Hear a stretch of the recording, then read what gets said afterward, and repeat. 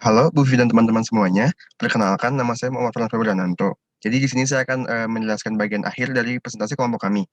Nah, yang pertama yang akan saya bahas adalah mengenai developing advertising strategy, yaitu bagaimana cara kita untuk uh, mendevelop cara kita untuk beriklan.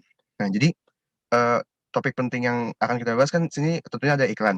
Nah, iklan itu akan sangat bermanfaat atau sangat berguna ketika eh, produk attributes atau misalnya kelebihan dari produk kita itu dapat eh, menjadi tujuan dari para konsumen kita atau para konsumen kita tuh pokoknya intinya dapat membeli produk-produk kita melalui kelebihan produk-produk kita seperti itu.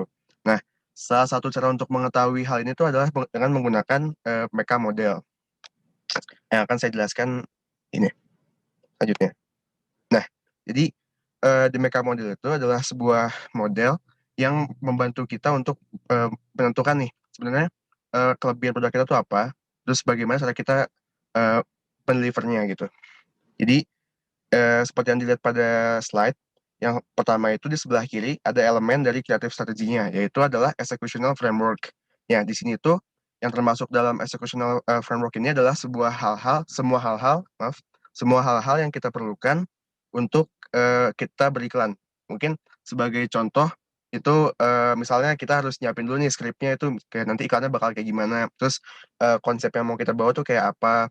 Terus ya kita tuh mau bikin iklannya kayak gini-gini aja atau kita mau bikin beda. Terus misalnya kita siapin semua nih kayak kelebihan produk kita tuh apa.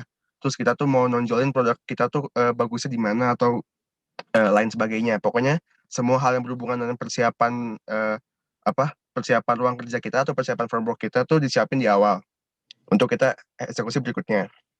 Terus yang pertama, nah di sini kita cara membacanya itu jadi di Mecha Model tuh ada terbagi jadi empat, yaitu ada driving force, terus leverage point, consumer benefits, yang terakhir ada message elements. Nah, ini kita bacanya dari bawah. Jadi yang pertama tuh message element. Jadi eh, kita harus apa namanya menyiapkan pesan-pesan yang akan kita sampaikan mengenai produk kita ke para konsumen.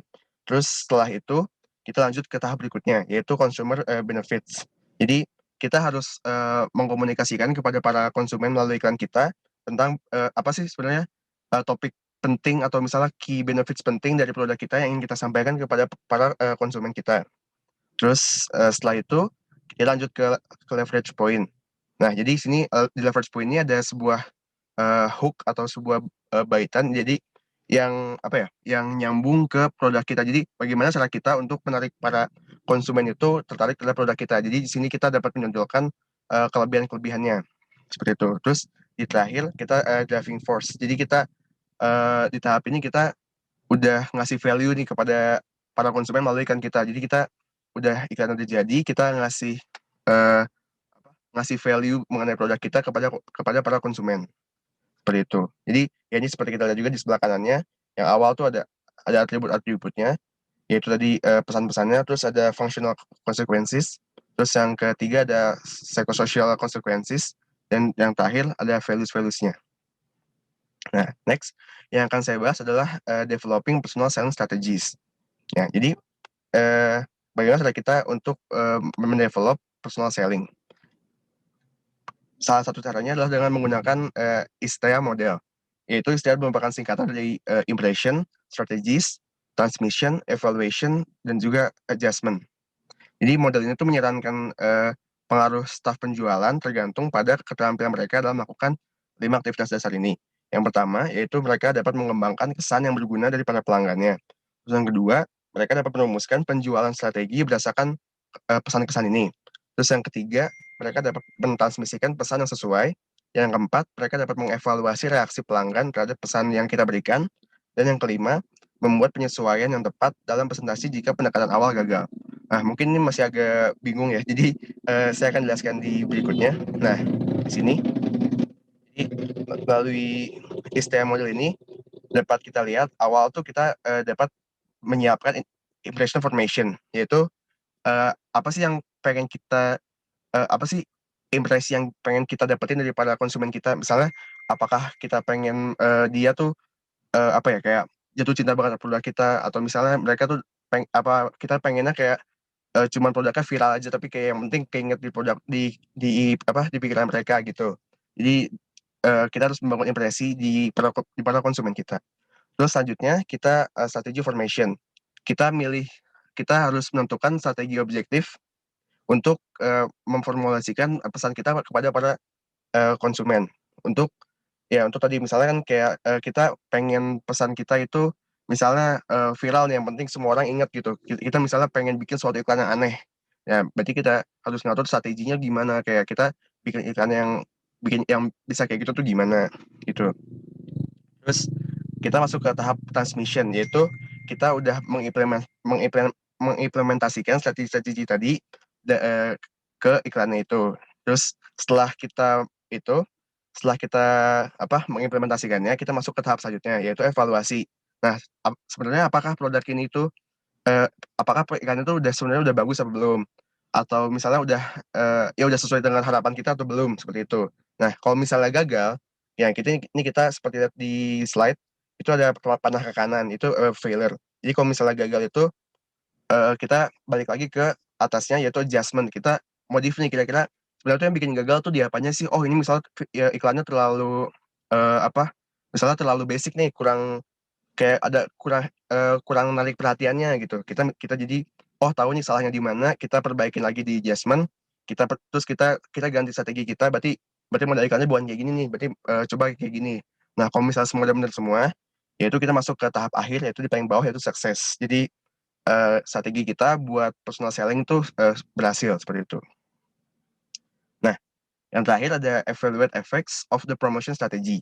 Jadi bagaimana cara kita mengevaluasi efek-efek dari promosi-promosi yang kita lakukan. Sebenarnya itu nggak ada patokan khusus, kayak nggak ada perhitungan khususnya, kayak nggak ada perhitungan pastinya apakah promosi yang kita lakukan tuh berhasil berapa persen. Misalnya kayak kita targetin misalnya dengan melalui iklan ini, kita targetin misalnya minimal tuh 25% lansia suka sama produk susu susu lansia kita misalnya. Terus taunya kan kita kan misalnya naik nih, tetap naik penjualan. Cuma kan kita nggak tahu tuh kayak orang itu tuh sebenarnya dapat informasi dari iklan kita, atau dapat dari event lain yang kita bikin, atau cuman kayak tahu dari mana, kan kita kan nggak tahu. Jadi kita nggak bisa ngukur secara pasti gitu. Kayak keberhasilan dari suatu iklan eh, yang kita promosikan, gitu. Cuman ada beberapa cara untuk mengukurnya, mengukur keefektifan dari iklan yang kita berikan. Yang pertama yaitu kita dapat dapat menggunakan approaches. Jadi melalui pendekatan ini kita dapat melakukan pre-testing dan juga copy testing dari iklan kita. Maksudnya adalah pre-testing itu adalah, jadi sebelum kita meluncurkan iklannya, eh, kita mencoba nih, sebenarnya kita mencoba ke orang, ke sampel random gitu, kayak kita ngasih iklan ini, terus kayak misalnya menurut mereka tuh gimana iklannya. Terus kalau misalnya eh, copy testing juga, jadi kita ngasih iklannya tersebut ke orang-orang lain gitu. Pokoknya kurang lebih pre-testing dan copy testing itu hampir sama gitu. Terus kalau misalnya kriteria, jadi kita dapat menggunakan kriteria sales, recall, sama persuasion.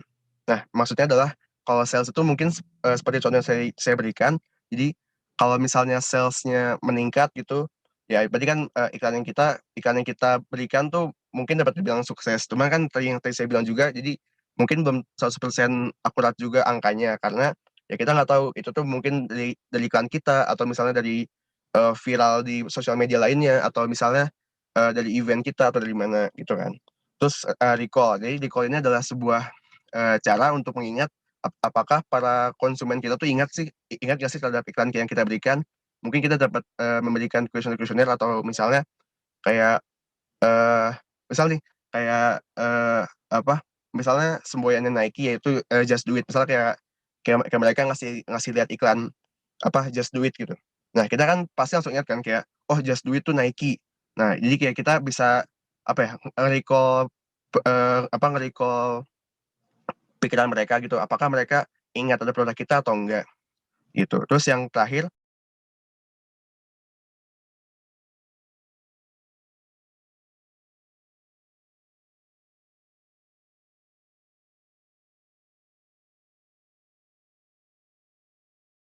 konsumen yang kita targetkan.